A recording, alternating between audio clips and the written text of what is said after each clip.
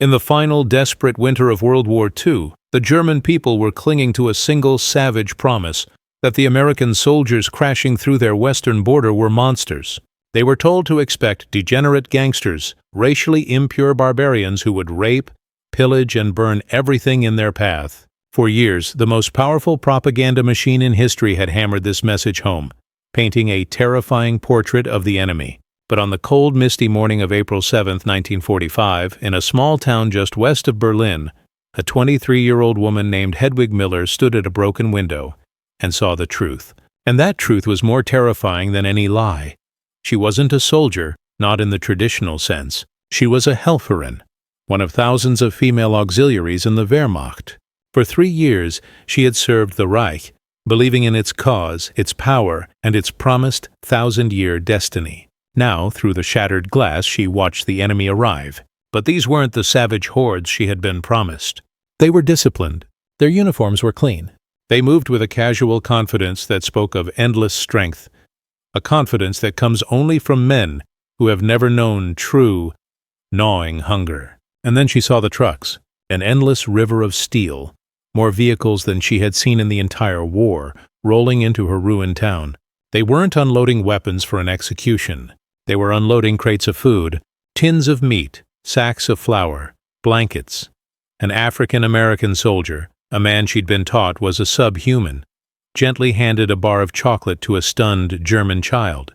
In that one simple act, Hedwig's world shattered. The Reich that promised eternal glory couldn't even give its own people soap. Yet here were its enemies, casually distributing luxuries she hadn't seen in years. As American MPs set up a guard around the women's quarters, not to imprison them, but to protect them, a horrifying realization began to dawn on her. It wasn't just a battle they had lost. It was a lie. They had been lied to about everything. The enemy wasn't the monster. The monster was the system that had blinded them, starved them, and sent them to die for a fantasy. How do you fight an enemy who can afford to feed you? What hope did you ever truly have? This is the hidden story of the final days of the Third Reich. It's not a story of generals and battle plans, but of a quiet, psychological collapse. It is the story of nearly 20,000 German women who came face to face with their conquerors, and in doing so, discovered the colossal deception that had fueled an entire world war. They expected brutality and found a strange, unnerving kindness. They expected scarcity and found an abundance so vast it felt like a weapon in itself. This is the story of how chocolate bars, clean sheets, and Hollywood movies did what bullets and bombs alone could not. They destroyed the very soul of the Nazi ideology. To understand the depth of their shock, you have to understand the world they came from. Nazi Germany wasn't just a country. It was a bubble, a carefully constructed reality sealed off from the outside world. From the moment a child could walk, they were immersed in the story of German greatness and the depravity of their enemies. The architect of this reality was Joseph Goebbels, the minister of propaganda. He understood that truth was irrelevant. Only belief mattered, and he used every tool at his disposal to shape that belief. The airwaves crackled with speeches proclaiming the spiritual purity of the Aryan race. Newspapers like the Weil der Stürmer printed grotesque caricatures of Jews and Americans, portraying them as puppet masters and greedy capitalists. But Goebbels' true masterpiece was the cinema. Over 1,000 films were produced under his watch, each one a polished stone in the wall of deception. In these films, America was a land of chaos. It was a nation run by gangsters where money was God and morality was a joke. Films like The Eternal Jew didn't just suggest, they declared that America was a hollow superpower, its wealth a sign of moral rot, its people a mongrelized mix incapable of the discipline and sacrifice required for total war. And for a long time, this story seemed true. When Hedwig Miller and the other young women were growing up, Germany was triumphant. They saw the Rhineland remilitarized, Austria annexed, and France, the great enemy, collapse in a matter of weeks. Every victory was proof that the Führer was right, proof that the German people were superior. And if he was right about that, he must have been right about everything else. He must have been right about the Americans. Fueled by this patriotic fervor, over 100,000 women volunteered for auxiliary service. They were known as Helferinnen. They weren't combat troops. Nazi ideology kept women away from the front lines, preserving the myth of the male warrior. Instead, they were the nervous system of the war machine. They operated switchboards, decoded signals, typed reports, and staffed anti-aircraft batteries. They wore smart, functional uniforms and were a visible symbol of the nation's total commitment. They were believers. They had been raised on the promise of glory and the poison of propaganda. When America finally entered the war, Goebbels simply turned up the volume. The American soldier was painted as a cowboy in uniform, an undisciplined amateur who would break and run when faced with the battle-hardened German fighting man. As the tide of the war turned and American forces began to push towards the homeland, the propaganda became even more frantic, more terrifying. Pamphlets were dropped from the sky warning of what was coming. They spoke of mass rape, of wanton slaughter, of a plan orchestrated by Jewish officers to exterminate the German race. For the Helferinnen, young women often stationed in the path of the advance, these warnings were not abstract. They were a promise of personal horror. They braced themselves for the end, expecting a fate worse than death. The reality, when it came, was so different, so utterly contrary to their expectations, that it induced a kind of vertigo. Lieutenant Thomas Hardgrove of the U.S. 89th Infantry Division described finding about 30 of these women huddled in a communications bunker. They were pale, trembling, their eyes wide with terror. They were expecting the worst.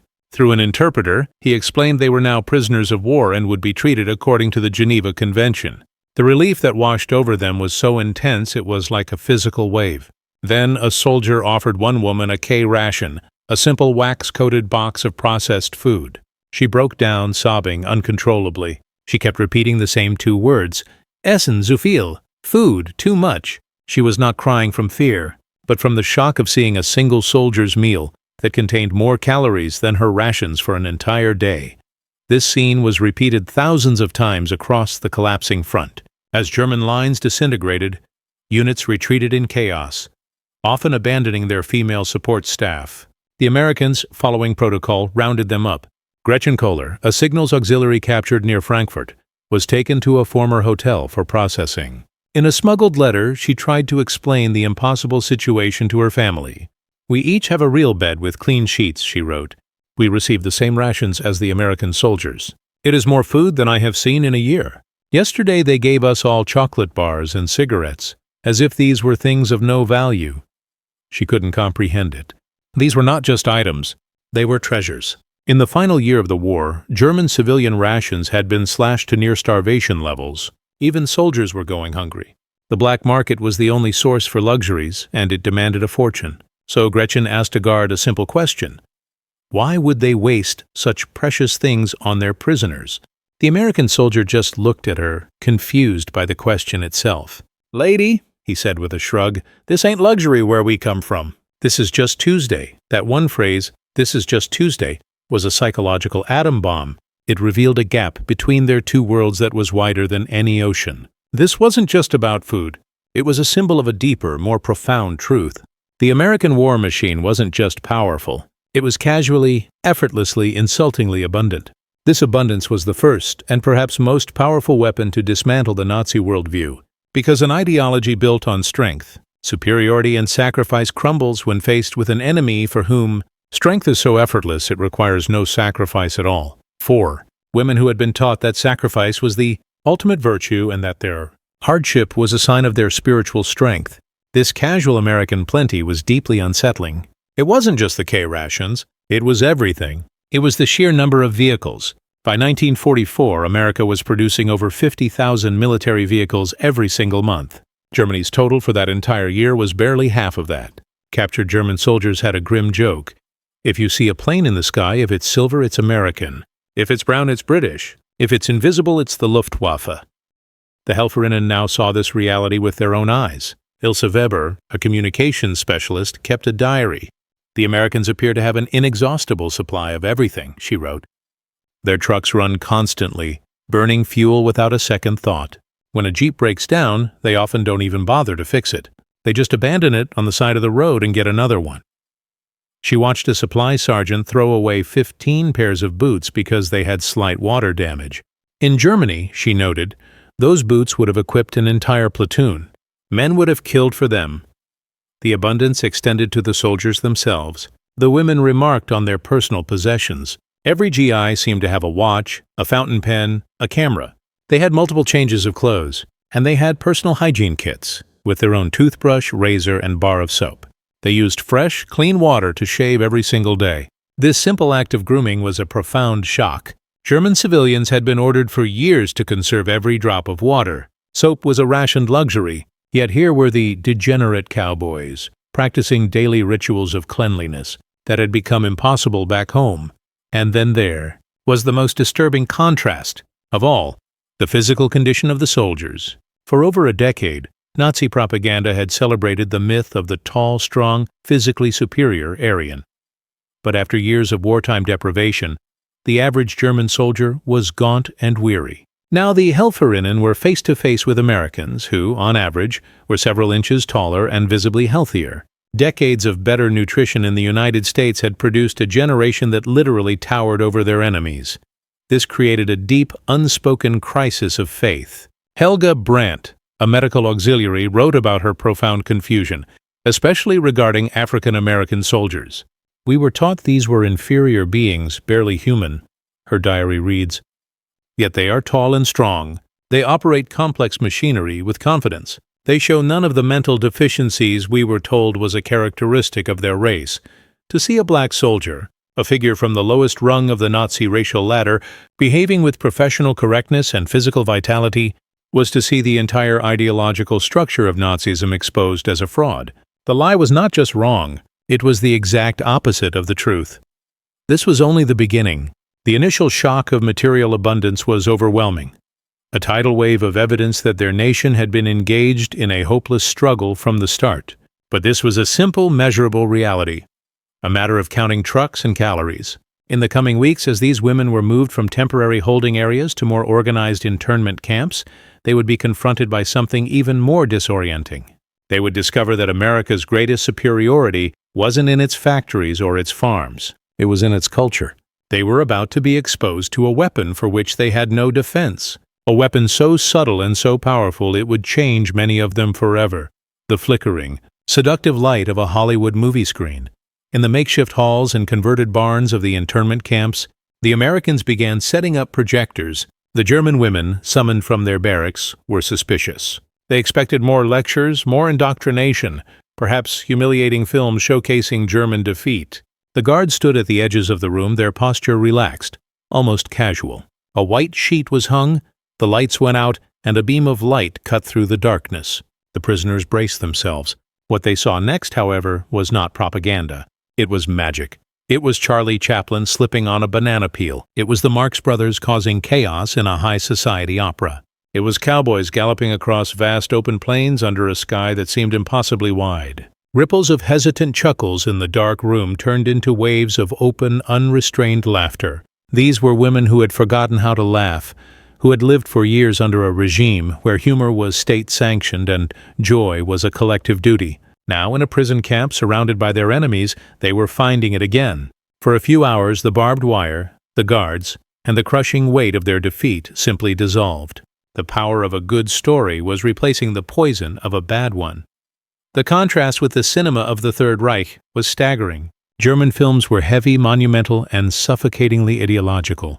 They were about sacrifice for the state, the glory of the Führer, and the eternal struggle against shadowy enemies. Hollywood, by comparison, felt like a different universe. Its stories celebrated the individual, the underdog, the rebel who defies authority.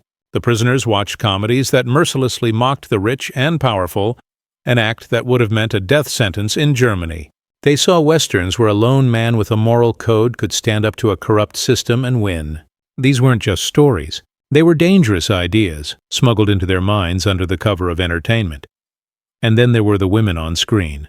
They were not the stoic, childbearing heroines of Nazi cinema. They were witty, independent, and confident. They traded clever insults with men, held important jobs, and made their own choices. For the Helferinnen, raised on the Nazi ideal of children, kitchen, church, these portrayals were a revelation, as shocking as the endless supply of American trucks. It planted a question in their minds. Could a society that produced such free and vibrant women truly be as weak and decadent as they had been told? The shock deepened as American authorities began to establish libraries within the camps. Again, the women expected propaganda pamphlets. Instead, they found shelves filled with German literature. the very authors the Nazis had banned and burned: Goethe, Schiller, Thomas Mann.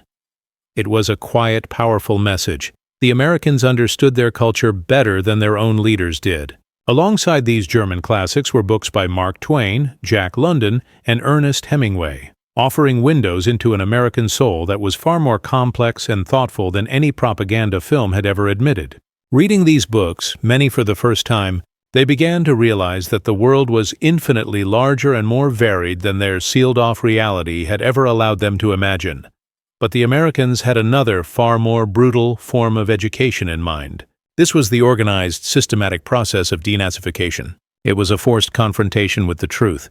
The camp screenings began to include new material. First came the newsreels, reels they had never been allowed to see. They saw the footage of American factories, the true arsenal of democracy. They watched endless lines of tanks, ships, and planes rolling off assembly lines in quantities that made Germany's war effort look like a small workshop by comparison. They saw American cities, bustling and undamaged, their stores overflowing with goods, their people living lives of unimaginable normalcy. The sheer scale of America's power, shown not through boasts, but through simple, undeniable footage, was crushing. It confirmed what the K-rations had first suggested. The war had been unwinnable from the start, and then came the final devastating blow. The Americans showed them films from the newly liberated concentration camps: Buchenwald, Dachau, Bergen-Belsen. On the makeshift screens, horrific images flickered to life. Piles of skeletal bodies stacked like firewood, the haunted empty eyes of the survivors, the furnaces, the gas chambers, the cold industrial reality of the Holocaust. The reaction was convulsive. In the dark halls there were gasps, then sobs, then the sound of women vomiting. Some fainted, others fled, unable to watch. Many sat in stunned catatonic silence, their minds unable to process the horror. This was the ultimate lie, the dark, rotten heart of the ideology they had served. They had been told they were building a purer, better world. They had been told they were the victims, fighting to protect their civilization from barbarians. Now they saw with their own eyes that the barbarians had been them. A former Nazi Party member, a signals auxiliary named Bridget Hoffman, described the moment her world ended. "I vomited and couldn't sleep for 3 nights," she said. Everything? Everything had been a lie. This was the point of no return. The casual abundance of the Americans had cracked the foundation of their belief system. The Hollywood movies had shown them a different, freer world, but the footage from the death camps obliterated it completely. It was a truth so monstrous it could not be unseen. It forced a terrible reckoning upon each and every woman in those camps. They were forced to ask themselves, what did we know? What did we allow to happen in our name? How could we have been so blind? The grand ideological lies were dead. But the transformation was also happening on a smaller, more personal scale, through daily interactions that continued to chip away at the propaganda. The Helferinnen were stunned by the casual relationship between American officers and their enlisted men. In the rigid, hierarchical German army, an officer was a demigod. Here, they saw lieutenants and privates sharing cigarettes, trading jokes, and addressing each other with a relaxed familiarity that was simply unthinkable in their world. It suggested a society built not on blind obedience, but on mutual respect. They were equally impressed by the competence of the American women in uniform, the members of the Women's Army Corps, or WACs, who helped run the camps. These women were professional, efficient, and held positions of real authority. They weren't just auxiliaries, they were an integral part of the machine. To see women functioning as equals in a military environment was yet another contradiction to the world they had known. Slowly, painfully, their perception of the enemy was being rewritten, not by lectures, but by lived experience. The degenerate, gangster of Goebbels' imagination was replaced by the image of a friendly guard who shared pictures of his family back in Ohio. The Jewish puppet master was replaced by a Jewish American officer who spoke passionately and respectfully about German music and culture. This internal transformation began to show in their letters home. Censored, of course, they still revealed a remarkable shift. Early letters were filled with fear and descriptions of their strange captors, but over the months, the tone changed. They wrote about the food, the movies, the small kindnesses, and this created a new painful disconnect.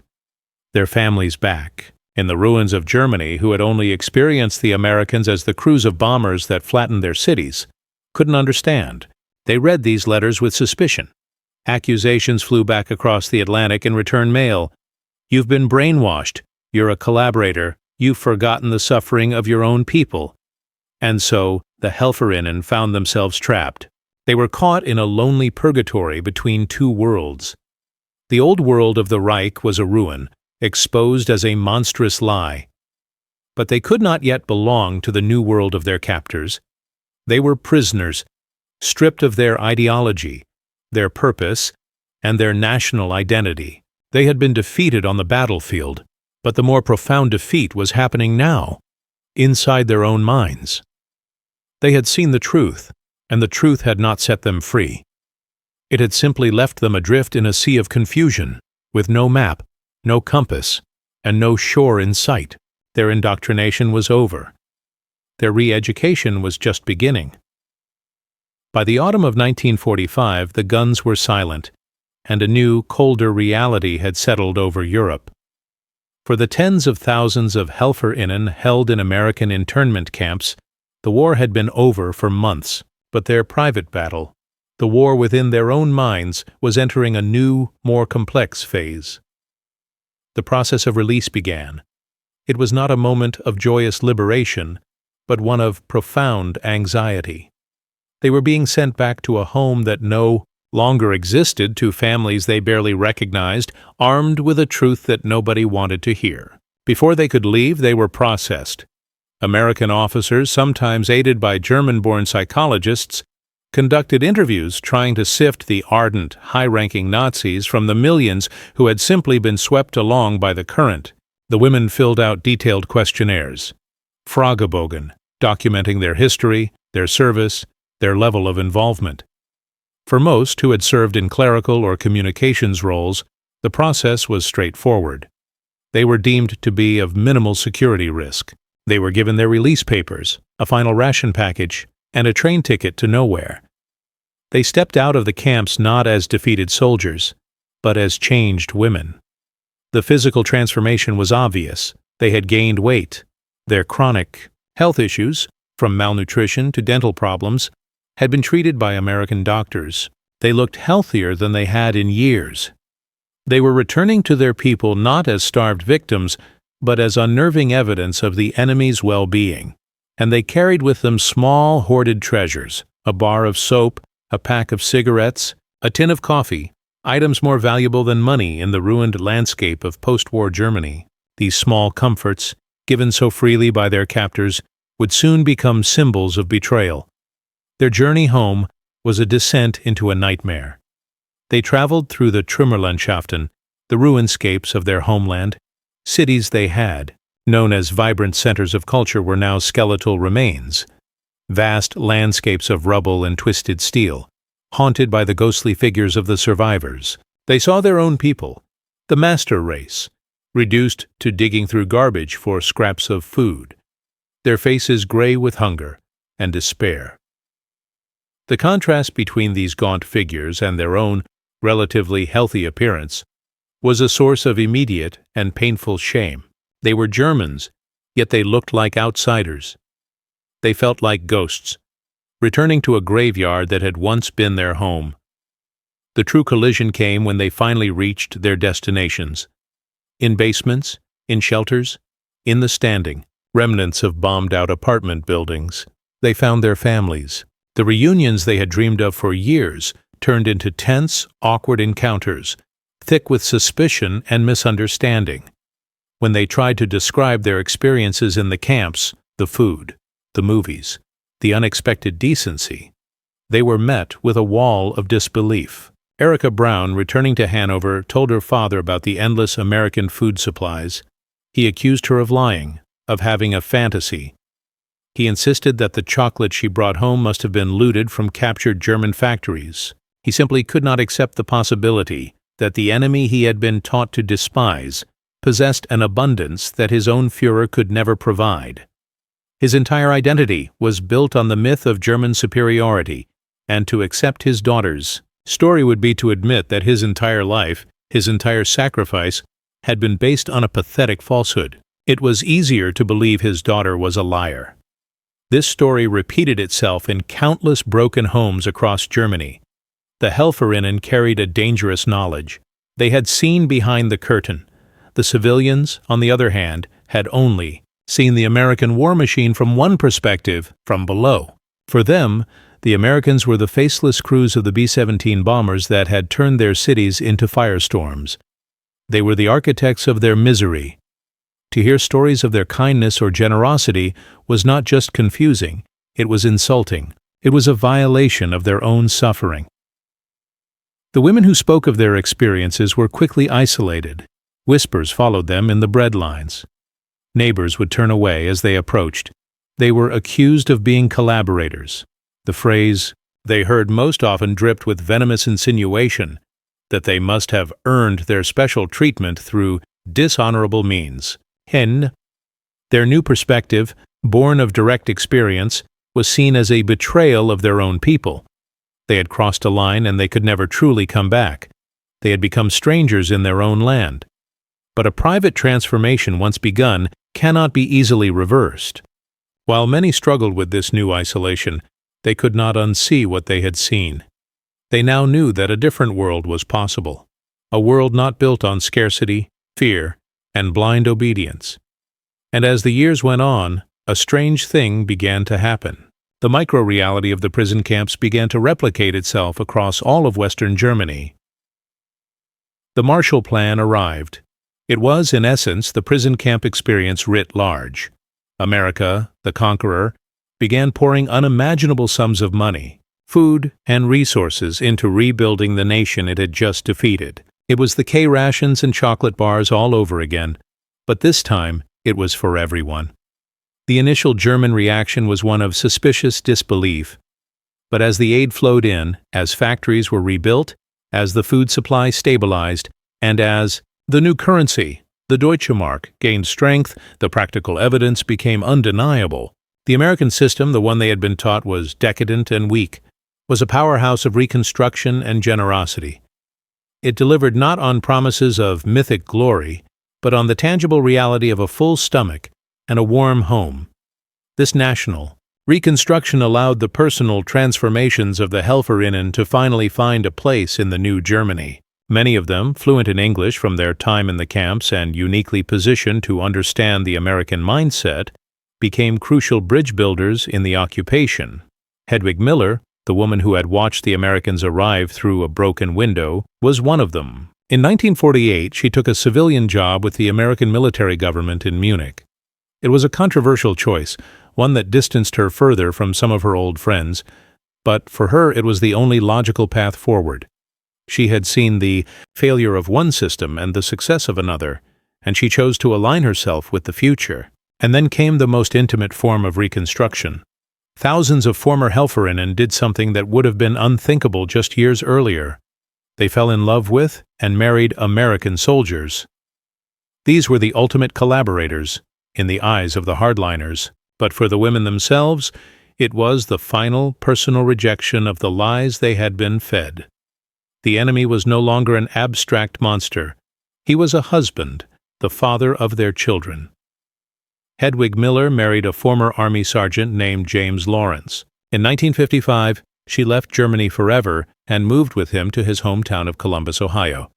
Imagine her journey, from a believer in the thousand-year Reich to a housewife in the American Midwest.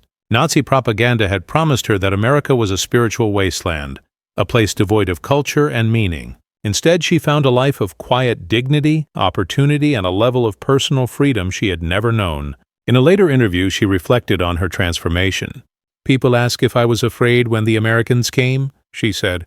"Of course. We were told they were destroyers. Instead, they shared everything they had. I learned that abundance creates generosity, while scarcity breeds the kind of fear that tyrants use. That is the lesson I carried with me to my new home." Hedwig's journey was just one of thousands. Each story is a testament to the quiet collapse of a hateful ideology and the slow, difficult birth of a new understanding. The experiences of the Helferinnen provide a unique window into one of history's greatest ironies. The Nazi regime had built its entire identity on the idea of spiritual strength through material sacrifice.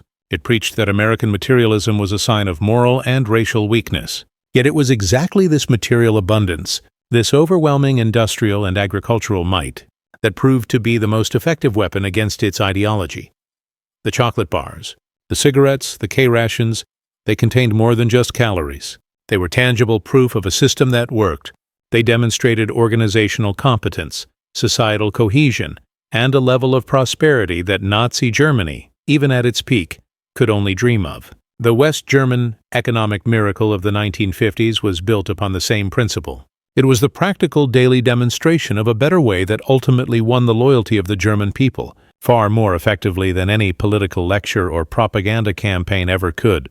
The final, bitter irony is that the Nazi regime may have engineered its own ideological defeat. By enforcing a culture of extreme scarcity and sacrifice, it created a stark and brutal contrast with the American reality. It made its own people psychologically vulnerable to the very decadence it claimed to despise. The system that promised greatness through struggle found its followers converted by the simple comforts that democratic, capitalist societies took for granted. In the end, hot water, clean sheets, and a full stomach proved to be more powerful instruments of change than the goose step, the party rally, and the concentration camp. The stories of these women remind us that history is not just made by armies and treaties. It is made in the quiet moments of personal reckoning, when an individual confronts evidence that shatters their most deeply held beliefs. For the Helferinnen of the Wehrmacht, that moment arrived with the American GIs, who unwittingly conquered them twice. First with their weapons and then again more completely, with their casual, unimaginable, and undeniable abundance. They learned that the most effective challenge to a lie is not a counter-argument, but a lived experience of the truth. And in that disturbing, liberating discovery, they and their nation found the painful first step on the long road to reconstruction.